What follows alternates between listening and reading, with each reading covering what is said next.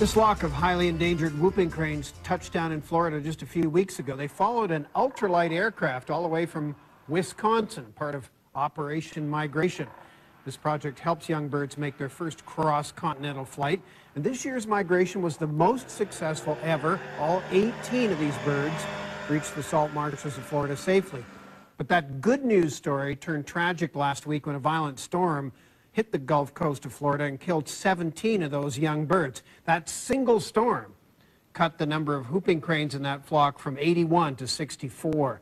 Joining me to talk about the project and this terrible turn of events, Joe Duff.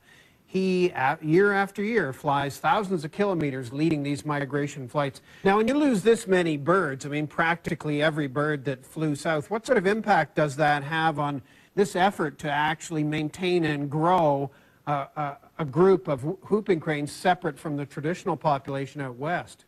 Well, it certainly, first of all, has an impact on the people who worked on it. We have a whole team, you know, there were 4 pilots that led the birds down south and a whole team of ground crew. It's just really hard on them, all that effort and time that went into it. And as far as the project is concerned, it's a major setback, you know. There's all the funding we raised and all the effort that went into these birds. Each year for the last 6 years, we've raised a generation of birds and led them south. And we now have, as I say, 6 generations out there. And whooping cranes start to breed when they're roughly 5 years old.